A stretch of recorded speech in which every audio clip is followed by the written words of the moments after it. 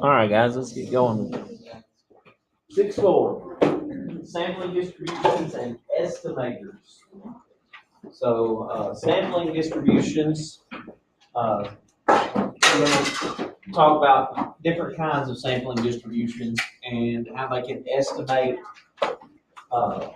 from statistics from a sample to parameters for a population. So we can take various samples, and some of those can be used to estimate things for a population. So we'll talk about that today. So,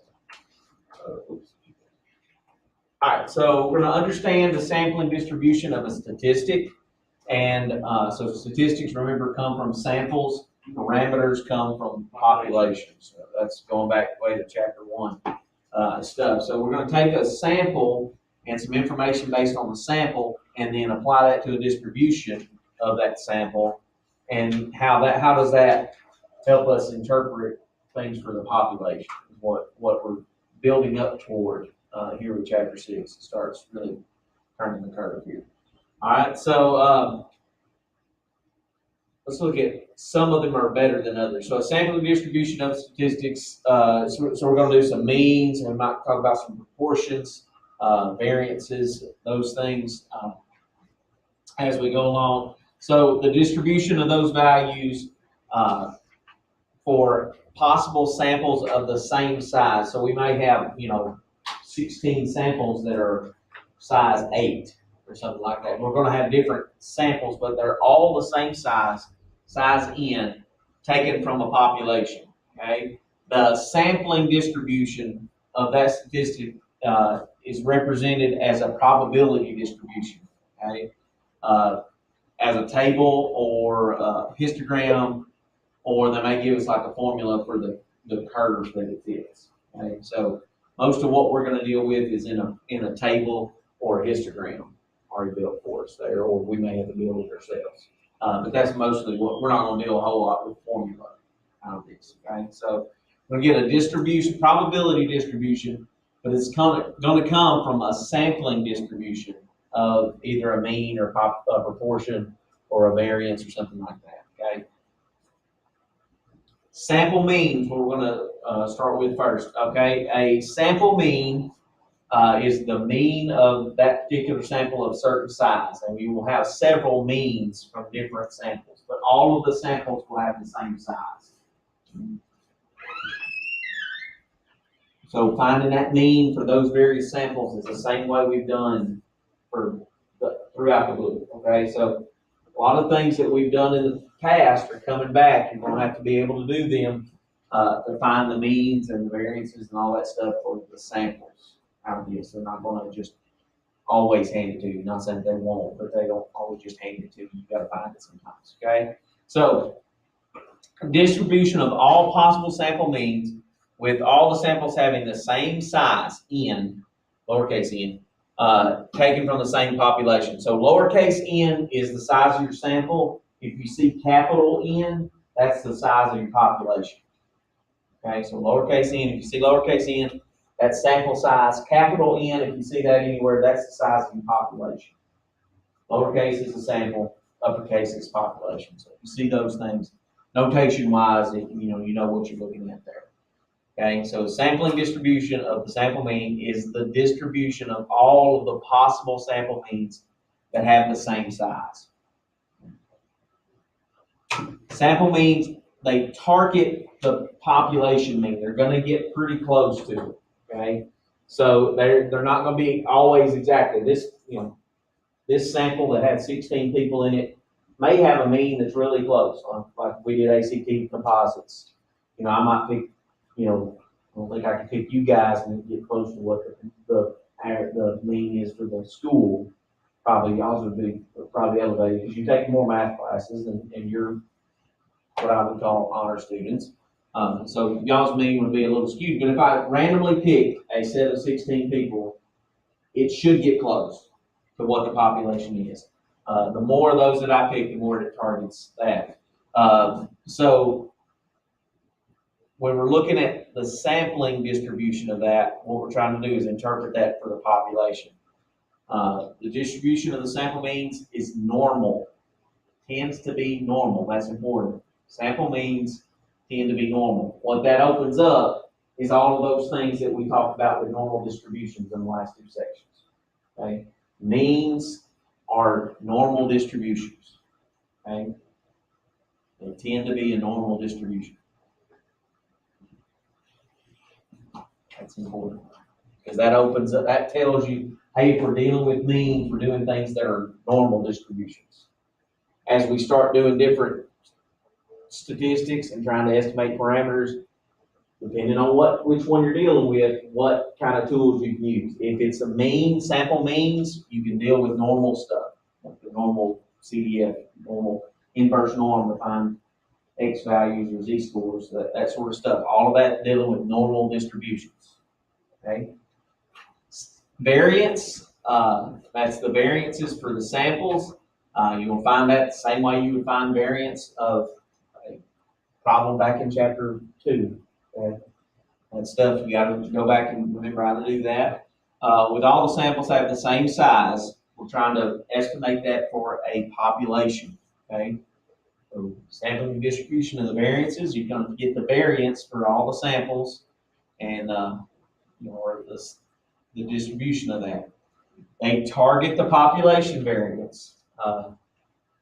The mean of the sample variances is the population variance. That's what that kind of gets. The expected value of the sample variance is equal to the population variance. Okay, so sample variance targets the value of the population variance and the mean of the sample variances. So if you find the variance on this sample, and let's say you got 20 samples, and you find the variance for each individual sample, and then take the average of those, that should be your population variance. I don't know, that's what that's trying to say there. This distribution is skewed to the right. Skewed right, remember, looks kind of like that. Where a normal distribution, everything's in toward the middle. Skewed right, everything's to the left. The tail goes to the right. And that's what a sample variance distribution is going to look like. So that kind of changes things, and maybe not able to use all of the things we use for normal distributions on a variance distribution. Okay? Skewed to the right. Proportions, distribution of sample proportions, same idea. So it's a several samples. We'll deal with proportions in those samples, comparing two values, and it's supposed to help us get there. Okay. Notation wise, lowercase p with nothing over the top of it we're talking about a population proportion. The way I'll say this is p hat. Okay. If it's a little caret symbol on top of it, p hat is your sample proportion. Okay. Population proportion is just lowercase p. P hat, that's your sample proportion. It's just got a little arrowhead over the top of it there. P hat's what will usually say, just keep from having the same sample proportion all the time. It turns out to be. So notation wise, that's how we're going to distinguish between which ones we're talking about. All right. Sample proportions, again, target the population proportion. The mean of the sample proportions is the population proportion. So expected values going to be the same. The distribution of sample proportions tends to be normal. So means and proportions are normal distributions. Variances are what? Skewed right. And remember, skewed right means everything's most of the data is on the lower end toward the left. The tail is on the right. Okay? So when we see sample proportion, we see sample means, we think, oh, we get all the tools that a normal distribution gets. If we see variances, we know it's skewed right, so it doesn't get all those tools. Okay? All right. Sample means, variances, and proportions are called unbiased estimators. Important. Okay? They target the population parameter, so the mean of the population, the variance of the population, and the proportion in that population. That proportion is, what you're looking for. These statistics from samples are better at estimating population parameters. Okay, those three: means, variances, and proportions are unbiased estimators. That's important. You need to know that idea.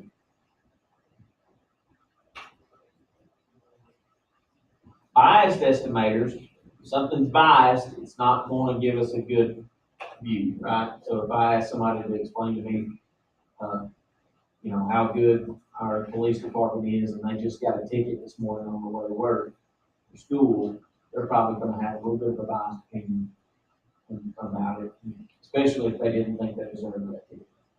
Okay. So a biased estimator is going to be the same idea. We're not going to get a good look at the population from a biased estimator. Biased estimators are medians, ranges, and standard deviations. Okay. Absolutely. That's definitely a biased view. All right, so sample medians, ranges, and standard deviations are biased estimators. They do not target the population parameter. Get exactly right on it. Real close. Okay. Medians. What's median again? Just reviewing these terms. Middle number. Range. Biggest minus max minus min, right? Okay. Definitely that could be biased based on outliers, right? Both of those could be affected by outliers. There. Standard deviation, same way. Standard deviation found from taking the sample value minus the mean, right? And then using that. So if you've got some outliers, that can definitely pull it one way or another. So medians, ranges, and standard deviations are biased estimators. You should know that. The bias on the standard deviation is relatively small for large samples. What's the connection between standard deviation and variance?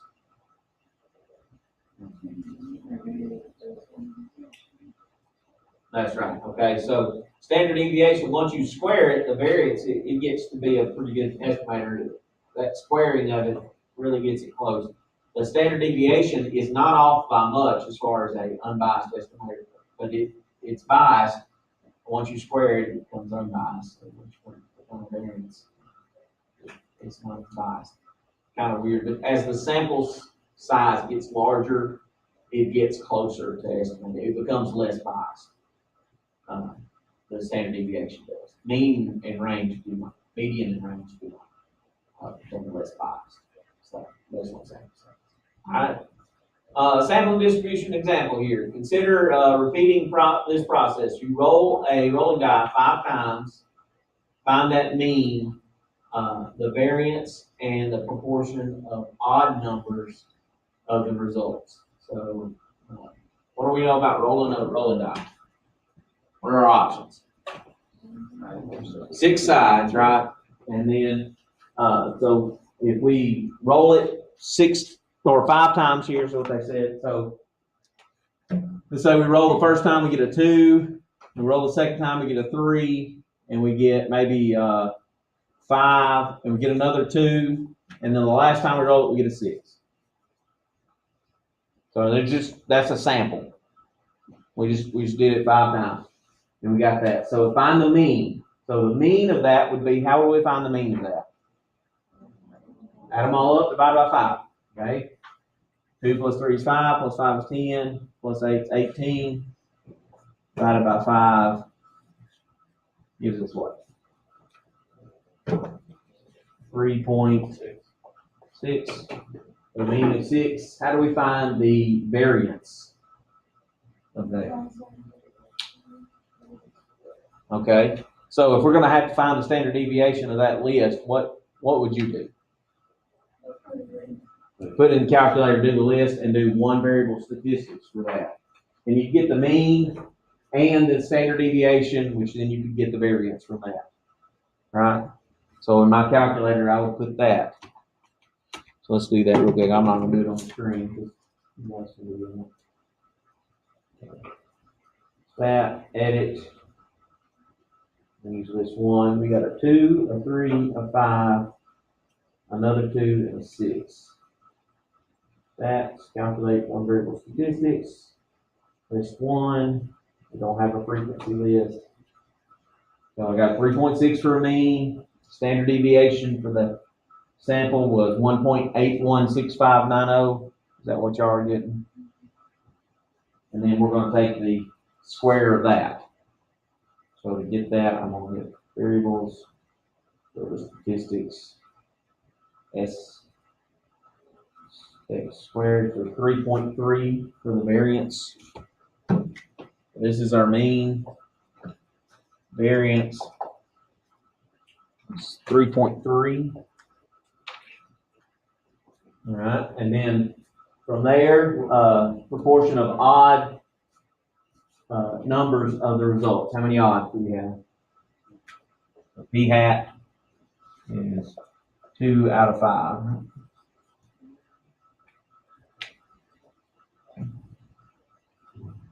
5 pieces in our sample there.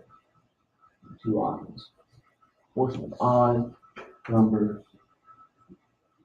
of the results. Yeah. All right. So, what do we know about sample means? If we did this, we continue this process. They target the population mean. So as we did more samples, we would expect that population mean to get close to what? Closer and closer to where? Yeah, somewhere around 3 point something there. So for these numbers, that was just us picking. That was just us pretending to roll a die 5 times. Right. And what we could have done is I could have handed out a die for each one of you, and we could have all rolled it 5 times and then recorded all those results, and we would have had 16 or 17 samples that we were dealing with there. So that's what those numbers are there. It's just a sample of that. Okay. All right, so what do we know about the behavior of the sample means that are generated? The process continues indefinitely. We know that they should approach whatever the population mean. As this increases, what this histogram that's been created here is created for, I think, 10,000 times of doing that, 10,000 samples of 5 rolling that dice. That's where nobody. Computer program. Yep. And using a computer program. Your calculator has a simulation thing that it can do it, or it just randomly picks a number from 1 to 6. You can tell it to do it 5 times. You can just do that over and over and get a whole load of samples out of that.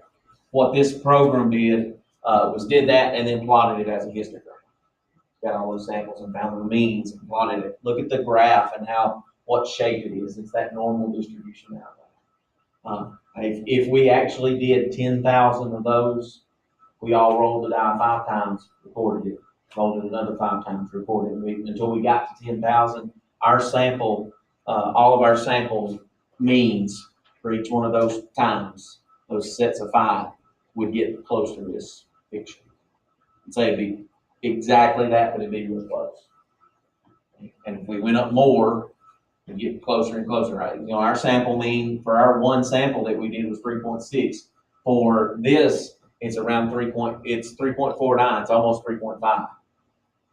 So that's fairly normal distribution out of that. What we're seeing here is means is a normal distribution. If we did the variance for each of those things, here our variance was 3.3. It was a little bit out of whack there. We had some high numbers in our rolls, but for theirs, notice how it's that right skewed kind of look. Everything's kind of pulling down toward the left side. You got a tail on the right. That's right skewed. For 10,000 trials, the mean of those variances was 2.88. So what we would know is, for the population, it's going to be somewhere around 2.9.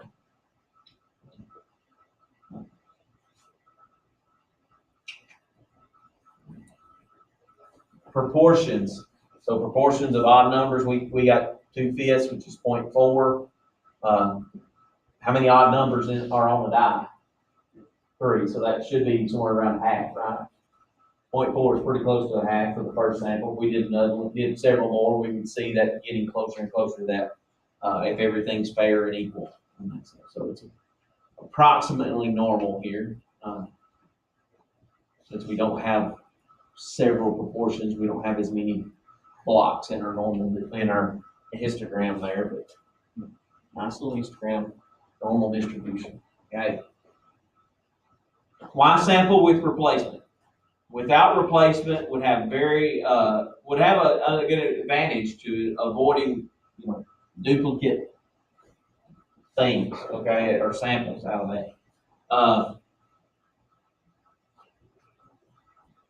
The reasons we want to do with replacement is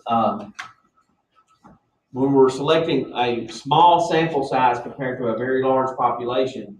Remember when we had that rule earlier? It's about when we're skewing to the right or variances. Is there any particular logic behind that, or is it just? This is where the data falls. It's not necessarily that you do that automatically. It's how the data falls. When you look at that data, this is from 10,000 different samples, and it fits that. If you did 20,000, it would fit that same kind of looking curve out of that. It's how the data on variances just ends up falling. The normal distribution is just how the data for means or proportions ends up falling for a larger group of samples. Law of large numbers says that as the more you do things, the average tends to be normal. Like if you look at every student I've ever taught algebra 1 to, the average for this particular class I have now would be close to what the average for all of them would be, because the mean falls to a normal distribution. But it's just how the data falls. It's not necessarily that we make it happen that way. It just happens that way. Yeah. It's an observation, not necessarily something. All right, so as we're dealing with a relatively small sample from a large population, 5 trials, one sample of 5 out of 10,000, that's a really small thing out of that. It doesn't make a significant difference whether we sample with or without replacement. So with replacement, the probabilities are a lot easier, right? That makes things easier for us when it's with replacement. We've noticed that throughout everything we've done, is that with replacement is easier. Sampling with replacement results in independent events that are unaffected by previous outcomes. That's again, going back to that, it makes probabilities a lot easier to deal with out of that. So again, our samples are relatively small numbers compared to the large population. So we're using simpler calculations and easier formulas for finding probabilities, all of those things, much easier to do. So we're going to sample that. All right, many methods of statistics require a simple random sample. Some samples, such as voluntary response or convenience samples, could easily result in very wrong results. Okay, so be careful about that. Simple random sample means I pick, I randomly generate a list of people and get a set of 5, and then I randomly select people, get a list of 5 out of that. If we're dealing with people that volunteer, it's not random and could really skew our results out of that. So there's section 1, talking about a lot of stuff, a lot of theory in section 4. Let's get this section 5. All right, central limit theorem. You think this theorem's always fun, right? My cousin, he's a computer programmer, graduated from LSU, and he went back and was taking some graduate classes to get his MBA, and he needed some math classes, so he took one that said theory at the end, and he said, I learned pretty quick, I know to take classes that have theory at the end. Theorem is a theory, so he said, that makes it fun when you have theories. So we want to try to kind of dissect the central limit theorem and what it tells us. For a population with any distribution, so that